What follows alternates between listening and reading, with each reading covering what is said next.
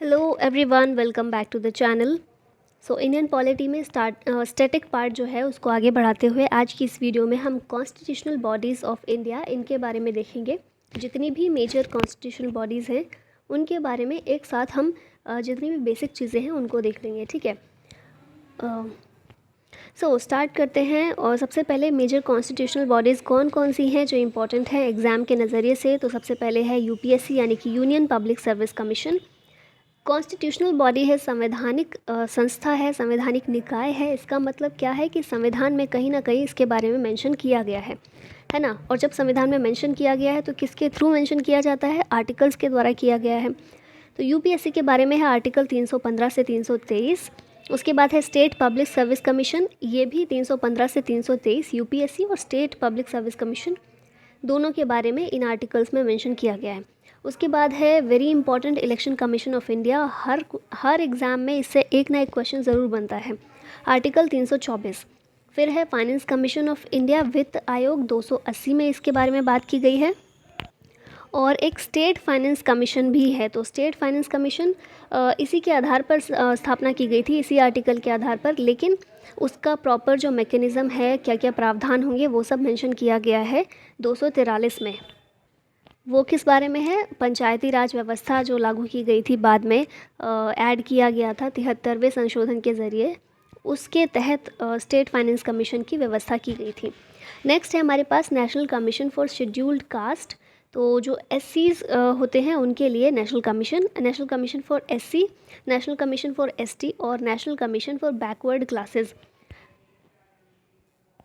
ये 3 कमीशन हैं आर्टिकल 338 में, 338A और 338B इनके बारे में है। फिर है controller and auditor general of India, CAG जिसे बोलते हैं, 148 में इसको मेंशन किया गया है। तो ये भी हमारी एक कॉन्स्टिट्यूशनल बॉडी है।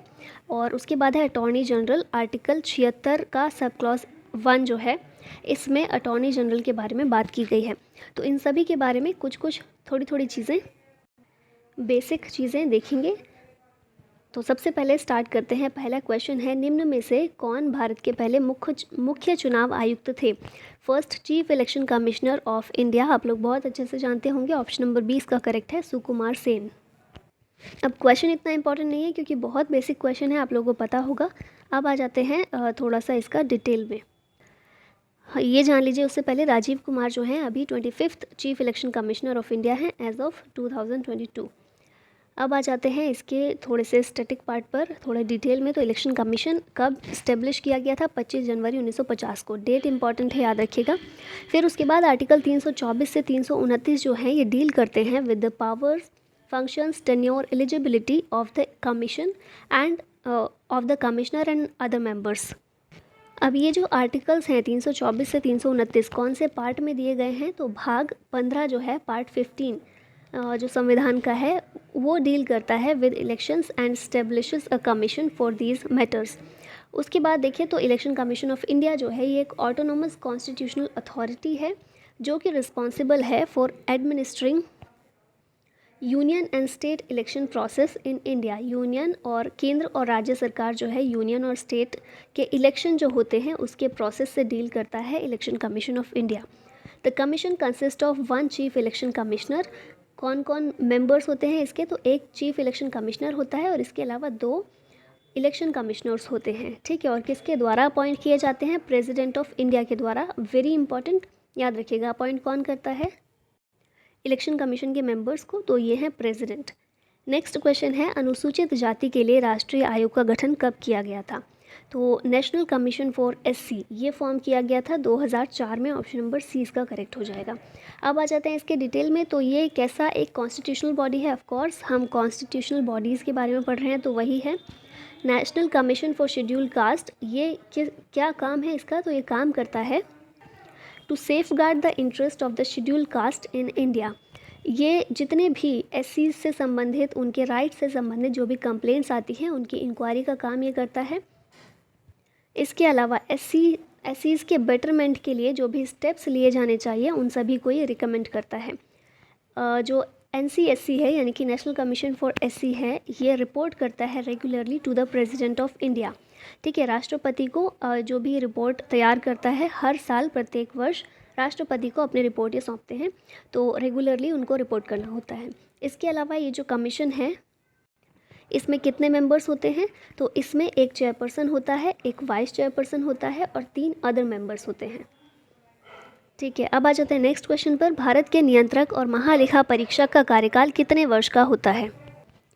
तो ये कार्यकाल होता है 6 साल का। इम्पॉर्टेंट क्वेश्चन है, याद रखिएगा। अब आ जाते हैं इसके डिटेल में। तो सबसे पहले कैग जो है कैसी बॉडी है? कॉन्स्टिट्यूशनल बॉडी है। आर्टिकल 148 के तहत यहाँ पर संविधान में बात की गई है कैग के बारे में, और आर्टिकल 148 जो है ये प्रोवाइड करता है for an independent office of the CAG. ये कैग क्या है, कैग का काम क्या है? तो ये supreme audit institution of India है। ठीक है, ऑडिट करने का काम जो है उसके लिए सुप्रीम बॉडी है।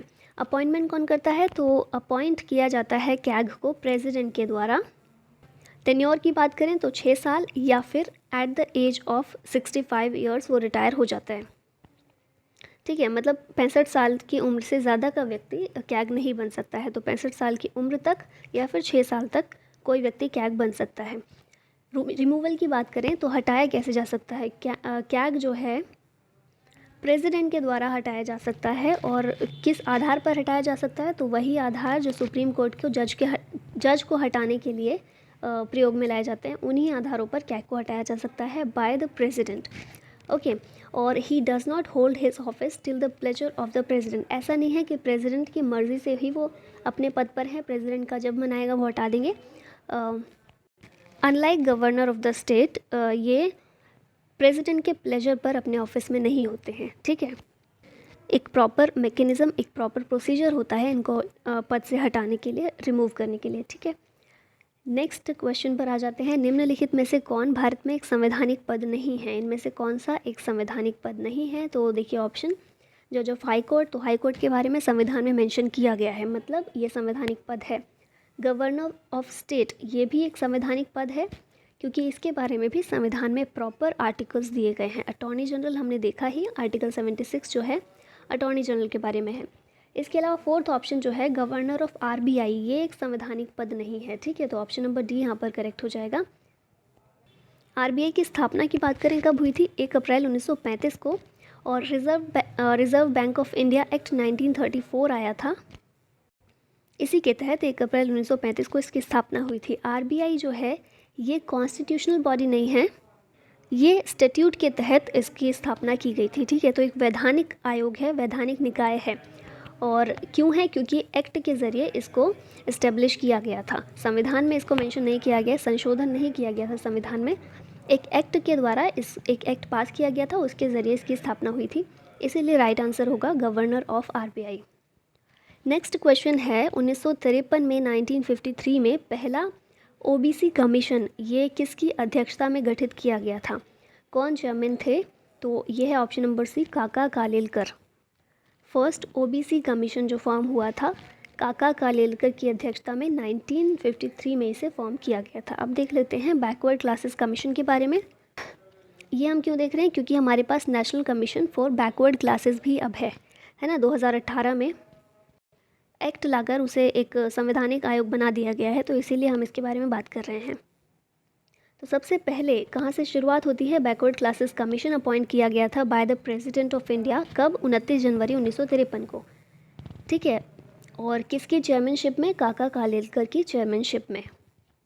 इस कमीशन का काम क्या था? तो इस कमीशन को डिटरमाइन करना था क्राइटेरिया कि ऐसा किसी भी सेक्शन ऑफ पीपल को सोशली और एजुकेशनली बैकवर्ड अगर हमें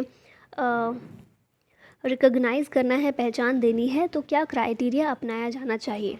ठीक है, I hope you are getting my point.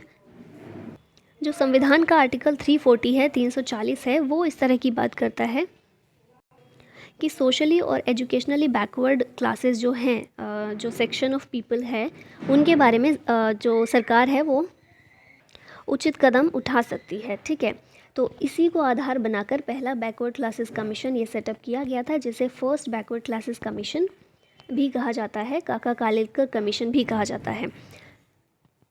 इसके बाद एक और कमीशन का गठन किया गया था जिसे हम पॉपुलरली मंडल कमीशन के नाम से जानते हैं, और इसका ऑफिशियल नेम जो है socially and educationally backward classes commission ये है। इसे कब स्टेब्लिश किया गया था? 1 जनवरी 1979 को by the Janata party government. इसे मंडल कमीशन कहते हैं। ये भी उसी चीज़ के लिए था जिसके लिए काका कालेलकर कमीशन को गठन किया गया था। ठीक है, एट द एंड क्या होता है? कॉन्स्टिट्यूशनल अमेंडमेंट एक्ट लेकर आया जाता है, 102nd amendment act.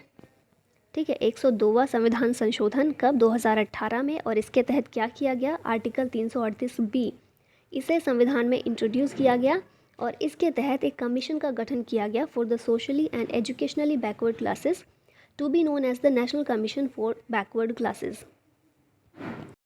Next question पर आते हैं। निम्नलिखित में से कौन राष्ट्रपति के प्रसाद पर्यंत अपना पद धारण करता है? Pleasure of the president. किसका ऑफिस डिपेंड करता है प्लेजर ऑफ द प्रेसिडेंट पर? तो कैग का हमने देखा था कि कैग के लिए प्रॉपर एक प्रोसीजर होता है। सुप्रीम कोर्ट के जज को जिस तरह से हटाया जा सकता है उसी तरह से कैग को भी हटाया जा सकता है। और ये भी हमने देखा था, स्पेशली मेंशन किया गया था कि इनका office pleasure of the president पर डिपेंड नहीं करता। तो ये तो नहीं होगा ऑफ कोर्स। फिर है चीफ इलेक्शन कमिश्नर। तो चीफ इलेक्शन कमिश्नर ये भी इस तरह की एक बॉडी है जहाँ पर अगर कमिश्नर को हटाना हो तो उसके लिए भी एक प्रॉपर प्रोविज़न होता है, केवल राष्ट्रपति नहीं हटा सकते हैं। और स्पीकर ऑफ द लोकसभा, यहाँ तो राष्ट्रपति का कुछ काम ही नहीं है। तो राइट आंसर होगा D, attorney general of India जो है इनका ऑफिस डिपेंड करता है प्लेजर ऑफ द प्रेसिडेंट पर। अब अटॉर्नी जनरल ऑफ इंडिया यानी कि AGI के बारे में बात कर लेते हैं। तो ये अपॉइंट किया जाता है as the principal legal adviser. ठीक है, काम क्या है अटॉर्नी जनरल ऑफ इंडिया का? ये एक लीगल एडवाइज़र है to the government. As per article 76 of the constitution of India, the AGI is appointed by the president of India. तो कौन अपॉइंट कर रहा है? प्रेसिडेंट। और क्या क्या क्राइटेरिया, क्या क्या एलिजिबिलिटी होनी चाहिए AGI बनने के लिए? तो he must be a citizen of India, he should have 5 years experience of working as the जज ऑफ द हाई कोर्ट। ठीक है, हाई कोर्ट के जज के रूप में 5 साल का एक्सपीरियंस होना चाहिए काम करने का। और इसके अलावा अगर ये भी नहीं है तो हाई कोर्ट में एडवोकेट के रूप में 10 साल का एक्सपीरियंस होना चाहिए। और अगर ये भी चीज़ें नहीं है तो इसके अलावा according to the opinion of president he should be a qualified person for judicial matters. तो ऐसा कोई पर्सन होना चाहिए जो प्रेसिडेंट की नज़रों में क्वालिफाइड पर्सन हो फॉर जुडिशियल मैटर्स। और अभी बात करें करंट में AGI कौन है? KK वेणुगोपाल है। नेक्स्ट क्वेश्चन पर आते हैं। राज्य वित्त आयोग किस प्रकार का निकाय है? स्टेट फाइनेंस कमीशन ये एक कॉन्स्टिट्यूशनल बॉडी है। तो ऑप्शन नंबर डी करेक्ट होगा। अब इसके बारे में बात कर लेते हैं। तो जैसा कि पहले ही जब फाइनेंस कमीशन आया था तो मैंने बताया था कि स्टेट फाइनेंस कमीशन ये हमेशा से नहीं था संविधान में। 73rd कॉन्स्टिट्यूशनल अमेंडमेंट जो आया था 1992 में पंचायतों के लिए, उसके तहत इसे फॉर्म किया गया था। ठीक है, तो ये अभी फ़िलहाल कॉन्स्टिट्यूशनल बॉडी है। आर्टिकल कौन सा है इसके बारे में? 243I। और इसमें कहा गया है कि स्टेट फाइनेंस कमीशन को अपॉइंट किया जाएगा गवर्नर के द्वारा for a period of 5 years। Maximum कितने इसमें सदस्य होते हैं? तो 5 सदस्य होते हैं। ठीक है, एक जो है अध्यक्ष होंगे और उसके अलावा मैक्सिमम 4 मेंबर्स होते हैं, और इन सभी मेंबर्स को गवर्नर के द्वारा अपॉइंट किया जाता है। और स्टेट फाइनेंस कमीशन की बात तो हो गई, फाइनेंस कमीशन की बात कर लेते हैं। तो आर्टिकल 280 में इसको मेंशन किया गया है। ये भी 5 साल के लिए सेटअप किया जाता है, लेकिन ज़रूरी नहीं है। जैसे 2020 से 25 का टर्म है एक फाइनेंस कमीशन का, तो 25 में ही नए फाइनेंस कमीशन का गठन 25 में ही किया जाएगा, ऐसा नहीं है। 2025 मतलब वो टाइम ख़त्म होने से पहले भी किया जा सकता है। ठीक है, लेकिन ये जो अपनी रिकमेंडेशन देगा ना वो 5 साल के लिए वैध होगी। ठीक है, तो प्रेसिडेंट के द्वारा सेटअप किया जाता है 5 साल के लिए। और अभी रिसेंटली कौन सा फाइनेंस कमीशन ने अपनी रिकमेंडेशन दी है? 15th finance commission under the chairmanship of NK Singh. अगला क्वेश्चन है, निम्नलिखित में से किस अधिकारी को हटाने में संसद की कोई भूमिका नहीं होती है? तो इसका राइट आंसर है option number C, chairman of UPSC। Chairman of UPSC, इन्हें हटाने के लिए संसद की कोई भूमिका नहीं होती है। Chairman of UPSC can be removed by the president. The parliament has no role in the removal of UPSC chairman. ठीक है, यहाँ बाकी मेंबर्स की बात नहीं हो रही, सिर्फ चेयरमैन की। आर्टिकल 317 में ये कहा गया है। ओह, वीडियो ख़त्म। तो ये वीडियो यहीं तक थी। आई होप आपको चीज़ें समझ में आई हो। कुछ भी कन्फ्यूजन हो तो आप कमेंट बॉक्स में पूछ सकते हैं, और अगर आप चाहें तो इन सभी बॉडीज़ को हम अलग अलग सेपरेट वीडियोज़ में भी कवर कर सकते हैं, डिटेल में थोड़ा और जाकर। सो मिलते हैं नेक्स्ट वीडियो में। Thank you so much for watching the video. जय हिंद।